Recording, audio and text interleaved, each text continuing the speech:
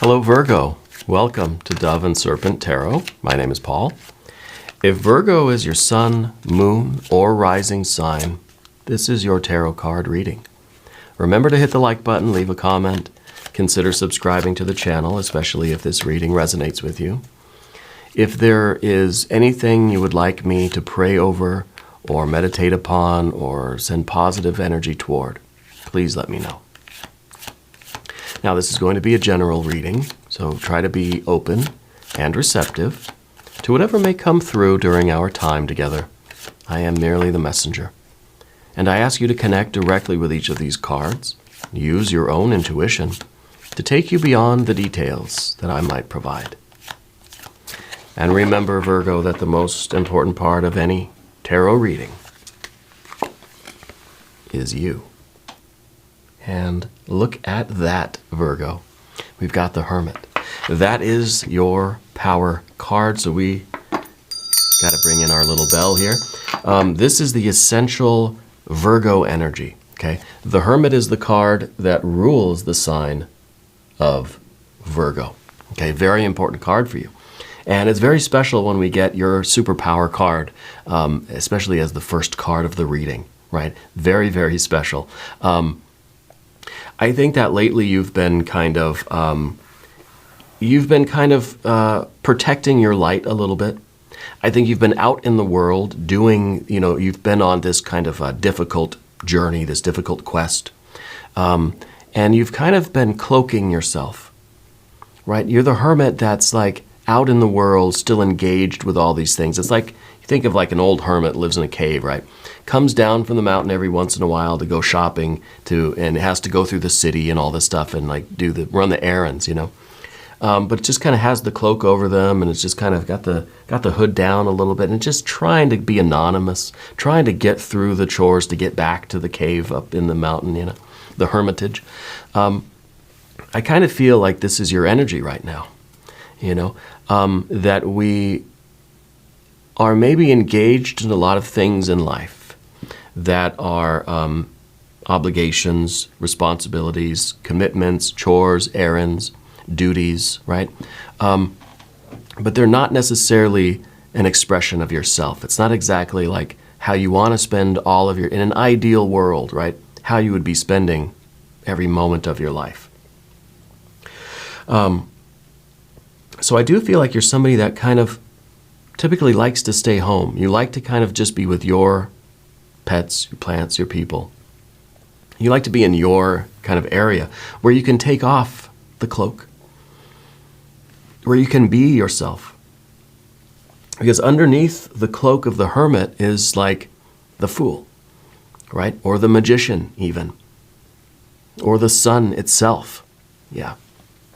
So I feel like you're a very different person when you're out in the world than when you're at home. And I know that's true for most of us, but I think right now that's kind of, it's centrally important to you. It's maybe something that you've been thinking about, or it's at least some very important energy for you right now, okay? Because it almost feels as if you've been spending too much time out in the world doing those things, cloaking yourself, and we really got to get back to the hermitage so you can take off the cloak and let the sun shine, right? I want to see where this energy is going. Ten of Swords. Yeah, I do feel like you're under this almost intense obligation toward other people. And it could be a lot of, not necessarily drama, but responsibilities to others. I feel like your life is very busy. And you're kind of like wishing the hermit can just go back to being a hermit, do what a hermit does. Are you still a hermit if you're just like outside being busy every day? I think in spirit you are, because I feel like you have that spiritual cloak, that concealment. It's that outer robe, right, of concealment that is kind of protecting you from the energy of the world a little bit, right? You're in the world, but you're not of the world, and we're kind of protected. It's almost we're insulated. We've got that insulated blanket around us so that we're not really letting in all the energy around us while we're down, in the city, running our errands, that sort of thing. The Ten of Swords is me wondering now, is this something that you realize it's gone too far, it's enough? this is a way of life that's kind of has to come to an end, that there needs to be some changes made, right? Because this is us kind of feeling confined. I know it's the Ten of Swords. We always call it the bird cage. But it might be a bird cage that really we don't recognize as being a bird cage. You think we're out here in the world and I'm doing my obligations. I'm busy. I'm driving from here to there to everywhere. But that too can be a bit of a bird cage, when really what we want to do is to be able to spread our wings. I want to be able to take this cloak off and just be myself. Maybe you got wings under there, right? And you got to hide them when you're out in public. But when you're in your own area, your own kind of home comfort area, you can be yourself. Okay? So I think you're under a lot of obligation or pressure at work, with your friends, family, with your personal life, just outside doing errands, really. But I think doing a lot of things for other people too. Okay? And again, in an ideal world, I feel like you would probably get rid of 99% of that, and you would just be with yourself at home doing you, kind of being, just being yourself, I guess, in a way, right? Let's keep going with this energy.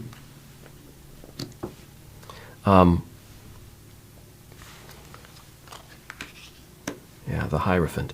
The Hierophant are those kinds of, those obligations, right? That's some very, very fixed earth energy.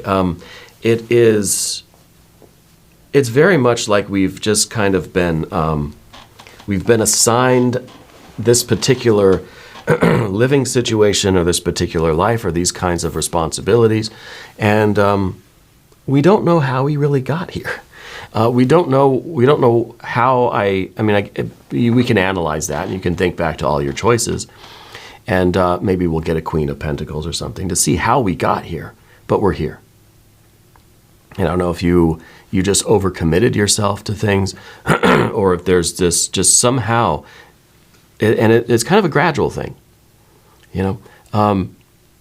It's like you slowly started taking on more and more commitments, more and more scheduling, more and more errands to run, more responsibilities, until pretty much now we're kind of locked into this life, but it's like, wait a minute, I kind of lost who I am in all of this, And I feel so far with this energy that we need some sort of meaningful connections. See, we're out in the world as the hermit. We're not connecting with people. We want to be what I'm calling the home. It's the metaphoric home, right? Where we can connect with our pets, our plants, our people. Where we can have those, friendships, romantic relationships, those deep spiritual connections and conversations with ourselves, with the people around us, like those people, the people that I connect with. Because I feel as if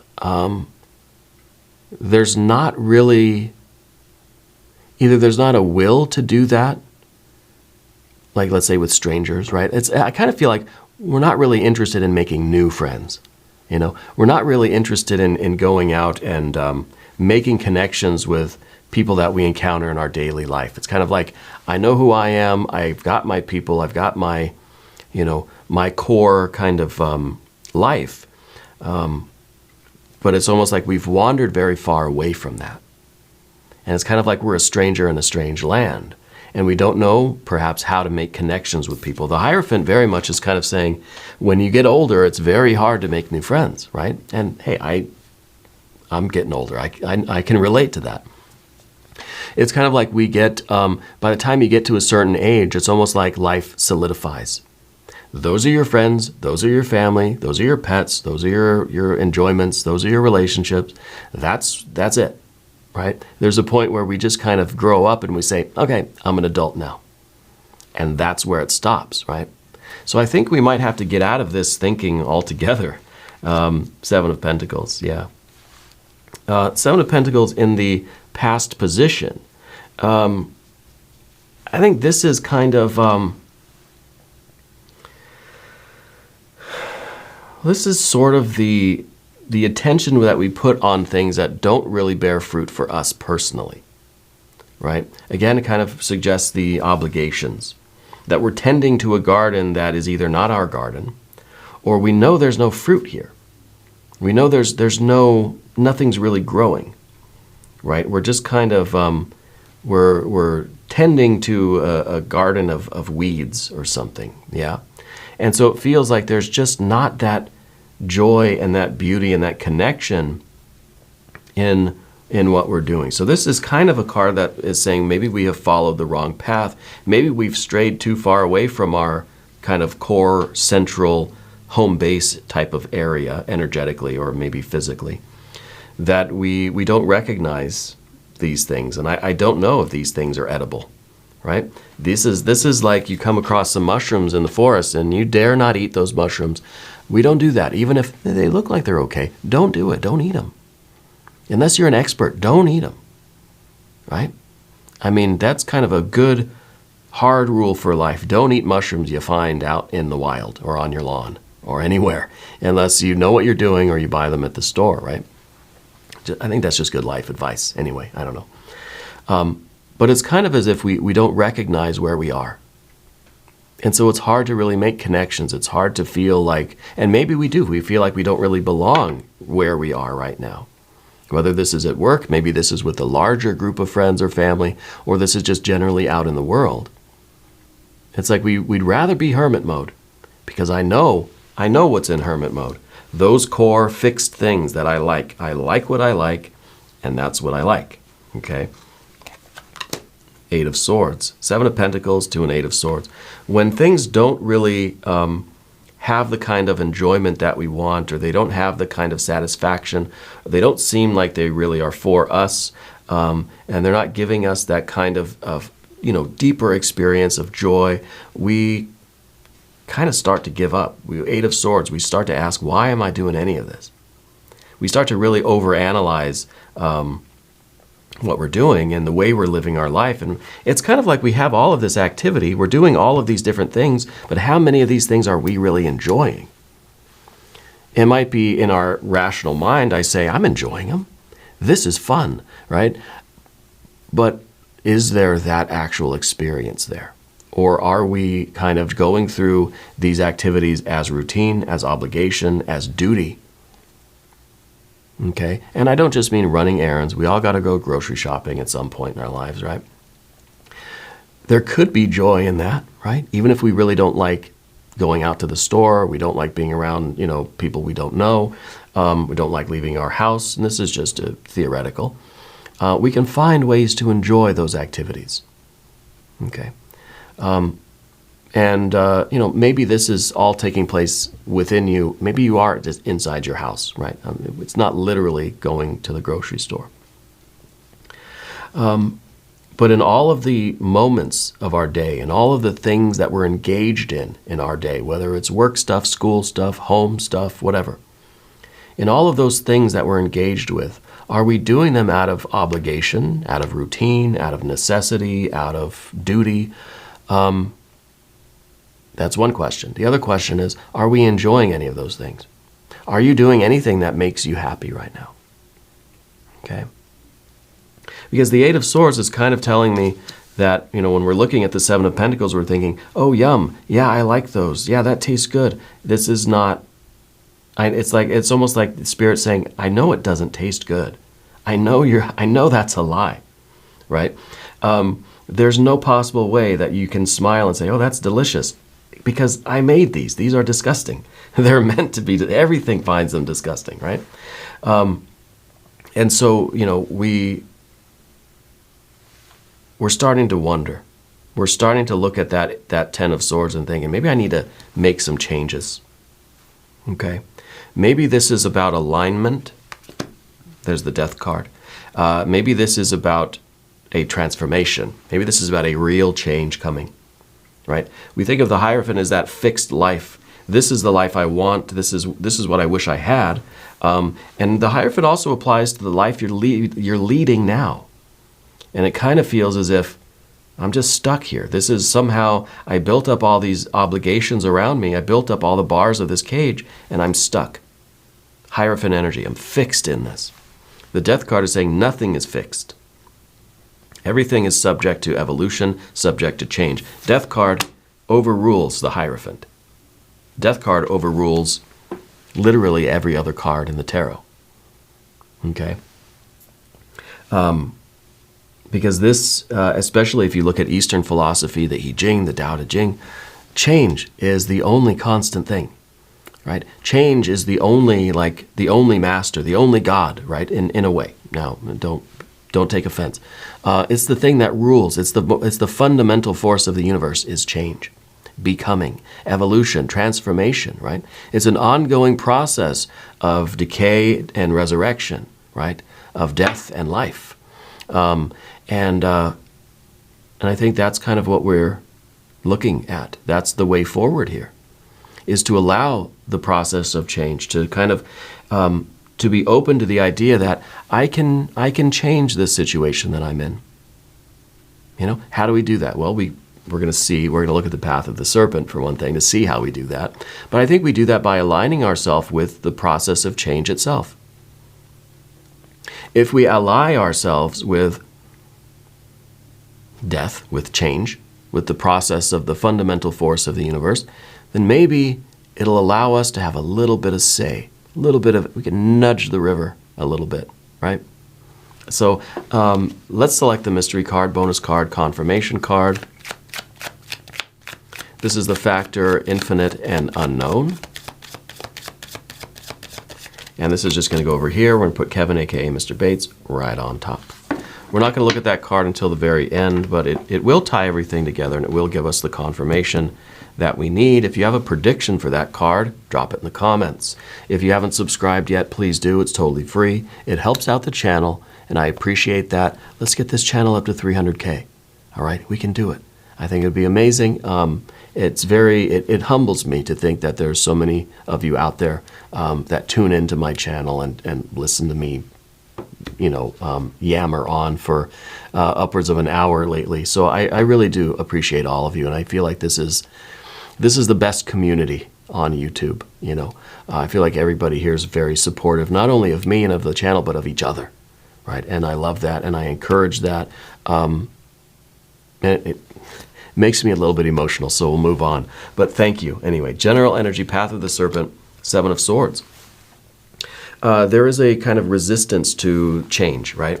And especially when we stand up and make a statement, and you take this oath, you make this declaration that, I'm doing something differently, or I'm setting out on a kind of new path in life, or I'm gonna start to make some changes in my life.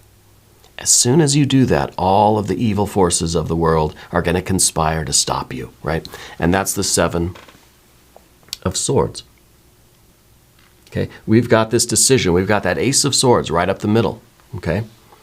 And all those other swords are then kind of swooping in to try to distract us, to disable us, to slow us down, to knock us off of the central sword that we're on, okay?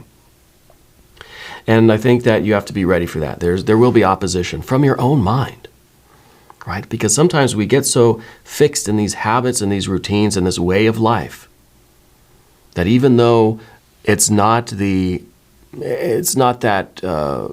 peak experience of life that we want, we get fixed in there. And we maybe even allow ourselves to be convinced that there's nothing out there that's different. This is the way it is. This is life. All right, this is it. So we're ready for that. We're ready to meet those challenges of our own mind and the forces around you, right? If you're taking any of your energy away from things or people or places or circumstances that have gotten used to receiving your energy, they're going to not be happy when you then pull your energy away. Okay? But we're ready for that. You know it's coming, right? In the position of the environment, the 8 of Wands. The 8 of Wands and the Death card, to me, very much about the recycling of energy. Okay? And I think that really in this case, it's about the freedom. It's about your almost an instantaneous recognition that you can make any choice you want in the world. In life, you're free to choose anything you want. Okay? You have to also accept the consequences of those choices, of course, right? But you can choose to go in any direction. See, this is like the compass rose. We have north, south, east, and west, and everything in between. And you can go a different direction in your life. Now, it's going to be probably a more pleasant experience for you if you try to align yourself with the process of change. With this death card, if you try to not just force the river to go in a different direction, but kind of nudge it a little bit. If we can be in harmony, if we can be a little bit more aligned, then I think we have a better chance of really enjoying our trip, our journey, okay? Really, honestly, I think you have to just kind of like start doing what makes you happy. And maybe not all at once. Maybe we don't need a tower card. The death card is a card that's rather slow moving, gradual change. Start incorporating more things for yourself that you like, that make you happy. Choose to do things that make you happy in life. If they make other people happy, thumbs up, good. Cheers, right? But if it doesn't, that's kind of sometimes a necessary side effect. We don't set out to displease other people or to make other people unhappy. But if your happiness, if you pursuing your happiness makes other people unhappy, are they really your people? Right? Something we have to think about. But this is a card, the death card. We don't do it all at once. We try to do gradual change, gradually start incorporating more things that make you happy. Okay? And you having that kind of enthusiasm, you taking a little bit, like opening the kimono a little bit with life and letting a little bit of your light shine. That kind of enthusiasm is what's going to keep you going, right? You got to follow what really interests you, what really makes you happy, or what might or what could make you happy, right? Follow those routes, and this is that compass rose. You kind of got to follow where your interest goes, and that's the secret of the Eight of Wands. The Eight of Wands isn't about going in every direction all at once. And it's not even about picking one direction and one direction only, not the band. It's about following that passion, following the fire light. Maybe we're going north, and then maybe, now I kind of got to go a little bit, east, and then, I'm kind of back in the middle again. And, it's a navigation.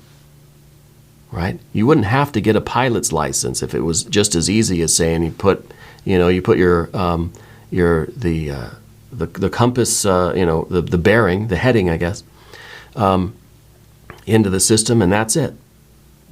I'm gonna go 0 degrees north. That's it. Set it and forget it. No, it's an adjustment. We've got to be able to follow.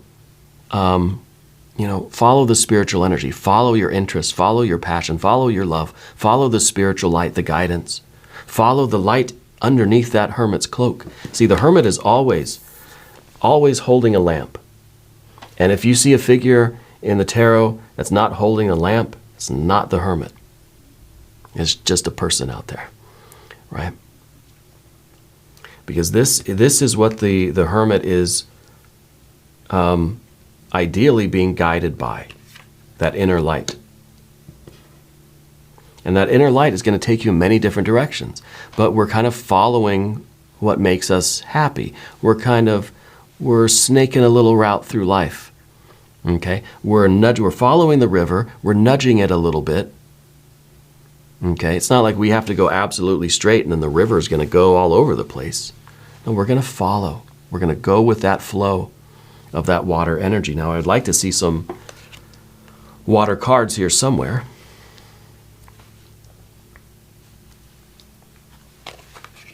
The Queen of Wands, okay. Well, we need that. But this is the position of the difficulty because it's kind of, it's difficulty. The Hermit is, we can say, kind of humble, kind of meek, right? Kind of quiet, reserved, right? Cloaked, robed, just kind of wants to go through the motions of things, wants to take care of the errands, wants to do the chores and all that stuff without really being noticed. It's just kind of it's just very like anonymous, right? But the Queen of Wands is the other extreme. The Queen of Wands is out there making demands, making sure everybody pays attention to me, make sure everybody knows that I'm upset, make sure everybody knows what I want and what I'm going to go do. Very extreme energies, right? We need this kind of confidence. We need this self-assertive, self-empowered energy, this agency. But we don't want it to be abrasive. We don't want it to be rough. We don't want it to be imposing on other people. Okay? So we need a little bit of a blend of this and the hermit energy. You know, we don't want to make waves in the world. We don't want to interfere with other people's pursuit of their own happiness. But gosh darn it, I'm going to pursue mine. And you have just as much right to do the same. Yeah. So that might the only obstacle that we're just going to we're going to go in the opposite direction and we're just going to be pissed off all the time. Okay? That we're just going to be angry and demanding and yelling and trying to force things, right? Forcing the river rather than nudging it, rather than being in harmony. But then of course the hermit is the other way, right? That we're not standing up for ourselves at all. And the hermit can sometimes be, can be walked on, taken advantage of, taken for granted. Not the Queen of Wands, but the Queen of Wands is it's up there yelling at everybody in the middle of the crowded street, Times Square, New York, yelling at everybody, and it's just people are just moving away from them, right? Giving you a lot of space, sure, but not giving us the connections and really the harmony that we want. So we're looking for something in between, I think, those two. The final card here, the Knight of Cups. Oh, beautiful. See, that's kind of you knowing what you want and pursuing that. That's you, in a way, trusting your emotions, trusting your feelings, pursuing your happiness. Right? Knowing kind of, what makes you happy, maybe in like a very general way, or even not knowing, but learning, figuring it out by making different kind of choices. We don't have to make the same choice over and over and over again, the same old thing, right? That we can follow our heart, that we can see where that river takes us. And I think this is really good. I think this is you doing that. Finally, we got the water energy that we need. I want to look at the mystery card. I would hope that it would be more water. I would hope that the Knight of Cups is really out there enjoying it, that we got a 3, a 6, or a 9 of Cups showing that, yeah, we're out there, we're doing it, we're trusting in our emotions, we're trusting in our, not just the surface level desires though. It's not just saying like, you want to have ice cream every day, breakfast, lunch, and dinner? Go ahead, right? I mean, it's your choice. And like I said, you're free to choose that. But we also have to accept the consequences of our choices. But I feel like it's something deeper than that. And maybe that's it for you. Maybe it's really just you feeling like some days you want to choose ice cream for every meal. And that's bringing you the kind of happiness into your life that you need. Maybe, sure. It would probably do it for me. But there's more to it than that. It's a deeper kind of fulfillment, a deeper purposeful a joy, connection in your life. Well, let's look at the mystery card. 3, 6, 9 of Cups. Oh, we got the full Sun card. Very good. The Hermit has fully removed the cloak, right? And underneath the Hermit's robe, of course, is that fully realized sun, just beaming with light, right? And it's not aggressive. Right? It's not forcing anything. It's not trying to make demands of other people. The sun is just shining. I'm just living my life. I am happy. Right? You see the sun walking down the street, you say, that's a happy SOB. Right? Just beaming with light. And I think it's harmony. I think that this is fulfilling your life, your needs, your desires, your aspirations, pursuing the life that makes you happy. Not feeling as if you have to kind of put your needs last or to cover up who you really are.